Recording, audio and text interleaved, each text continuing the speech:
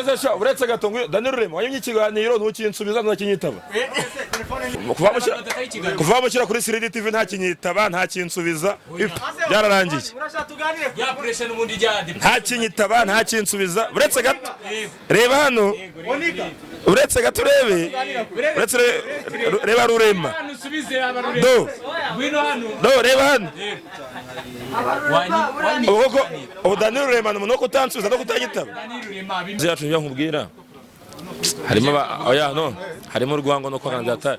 Hari n'abaniga ushobora gutambuka nijoro wasinde cyangwa se wishimira akakugonga kabisa. Isho bizacu irimo abarozi n'abarozi gusa nta kintu.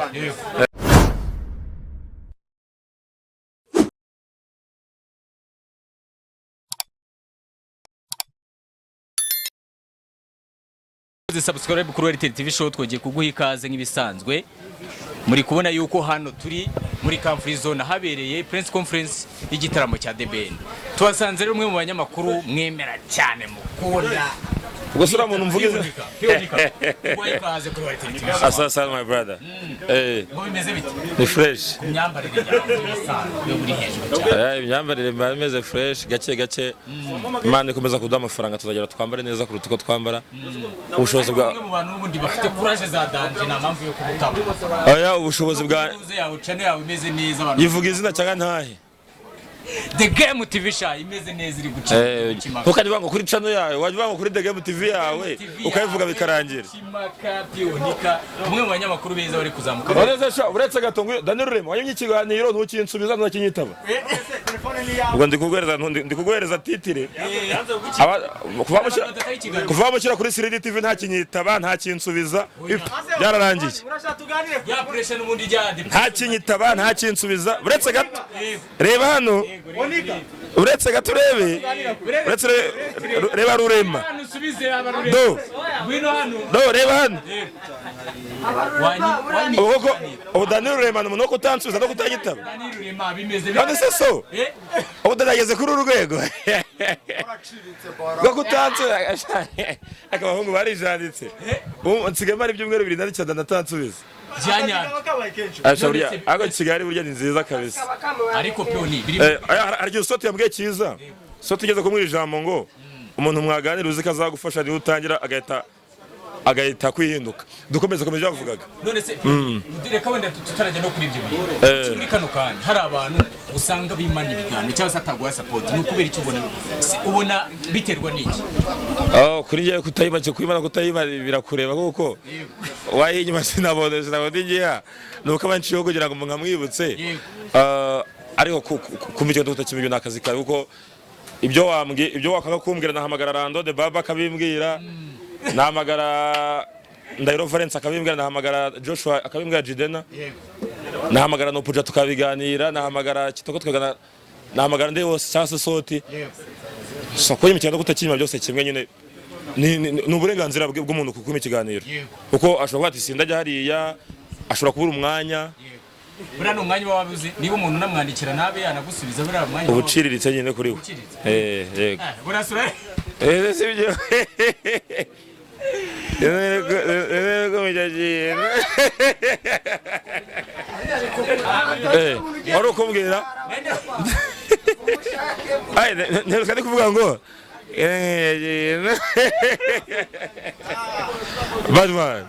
Badman bamwita RTL TV show yamanda ndakubona kabisa. Twari turi kunuze nyine n'ukitubwira nyine ubwo ndikivuga mbabaye uze kugera umupeti nk'uyu mwandikira ibyumweru biratagusubiza mwana ari umuntu wawe rero ukamwandikira ukamamaga inshuro vuba ntagusubize. Ni ukuvuga ngo ishobize yacu niyo nkubwira harimo oya no harimo urwango no kwangana atari. Hari n'abaniga ushobora gutambuka nijoro wasinde cyangwa se wishimira akakugonga kabisa. Ishobize yacu irimo abarozi n'abarozi gusa nta kintu. Urabibikizo mu cyo nawe urabibona. Ndabwiye ngo showbiz yacu n'abarozi simbivuze ntabisubiramo. Kabisa mani kandi niko kuri kabisa. Yajewe urumva mani ibintu Pionika bavuze nibyo kubera baza ngende. Ibi bintu mani reka tubivuge. Birababaje ko wabona umuntu muri kariyeri imwe sibyo ukaba wamwandikira nagusubiza kwa musaba ikiganiro nakiguhe. Urabareka hari umwana uva mu rugo urabona hari umuntu ushobora kuva mu karere ka Burera avuga ati nzagera i Kigali gute yagera Kigali kamuhira hari n'undi utuye Kamonyi Kigali ibona hirya atarayigeramo yegezemo nyine agira ngo nikavukire kubera ko yayibonaga ariko atarayigeramo kubera umuntu utuye ku Ruyenzi Kigali abayireba hirya cyangwa utuye Shyorongi Kigali abayibona gutya umuntu rero yagiye mu mutwe wagira ngo ntuye Kigali kandi atuye Shyorongi ubu ngubu yageze i Kigali rero yumva ko yavukiye Nyamirambo ubwo ubwenge yumvise icyo akuramo ubuze ubwenge yumvishe yego noneho nihe namwe uri gutanga no ku bantu batarabizamo cyangwa se bari kwifuza kuza muri showbiz nyarwanda yacu irimo amafaranga icyambere ni ukuza ari wowe ubwawe uri independent uko nuza muri showbiz uvuga ngo bazagufasha nta muntu uzagufasha nuza muri showbiz uvuga ngo mfite ngo Pionika ngo mfite wariteri wapi ntago bivamo uzajya hamagara wariteri ntakwitabe waritera kubeshya ngo tuzakora kwa gatatu mpamagara ntakwitabe waritera kubeshya ku gatandatu nyine muri showbiz zawo ku giti cyawe ubwawe nuza wize gufasha ntabwo uzabona uko aba mwakuranye abo mwiganye bageze gute bakubera imbwa kuruta uko waruzi ko bazakubera abagabo ubu noneho kano kanya mperutse ukubona uri gukorana n'ikiganiro na Gasuku wa Mipango mwigeze kugira na Bibi umubano wawe na Gasuku wa Mipango umeze neza kuko n'ubu ngiye kuvana iwawe njya kureba Kasuku iwe mu Miduha tugiye gukorana ikiganiro mu kanya umubano wanyu umeze neza no hagaze ni friend perfect nuba tumaze gukora ibiganiro birenga 2 ampamagara ati Pionika ngwino tugende n'uyu munsi niwe wampamagaye kambikwereke sinjya ngira baro zo kubeshya mu buzima bwanjye sinjya mbeshya Pionika n'umwe mu bantu batabeshya kabisa ngira umutima ese byanwa byerekana ma agomba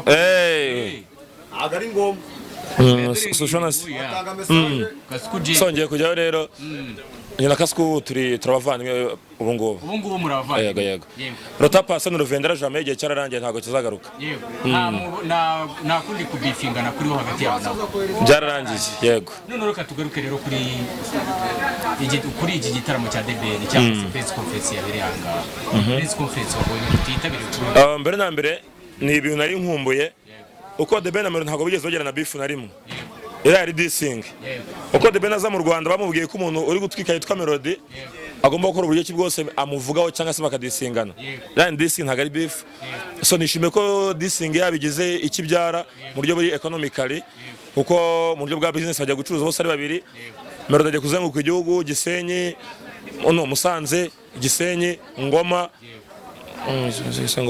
Huye Kigali ntago azakorera ni Musanze ntuza Gisenyi Ngoma ndetse ni Huye umva DBN bazajya mu bitaramo bye azabona abantu benshi cyane kuruta yarafite ko DBN afite popularité ye na Melody akagiriye iyo Melody azayibona kindi kandi kuri DBN ndakeka DBN ari ubwa mbere ageze abaterankunga bangana gutyo ukurikije Zerenya Group yakoze last year niyo tugiye kujyamo muri next year so ça veut dire que yungutse abantu benshi cyane na Melody agiye kunguka benshi ubwitabiri muri rusange wabonye wari ubwiteze cyangwa wabonye none bitari kuri rwego wenda aho wari ubwiteze bwabaye buke ngereranyije ibyo nari niteze nari niteze ko abantu baruzura kugera hepfo kandi akuza kugera hirya bwabaye buke kuri njyewe none reka tujye kunuze ku myambarire y'abombi bose barambaye neza cyane cyane nta urusha undi nawe aya bose ni perfect tunashimira n'aba bounce bari bambaye neza byatari reka none reka wenda tuve kuri aho ngaho ubwo ne ku musozi cyane bandi kugenda bandi gutinya banaranda nageze kandi we buramarifite Pionika ndagira ngo umfashe kukikintu hari muri no industry nyarwanda yacu hari turi kubona yuko Nyambo ari cyangwa bari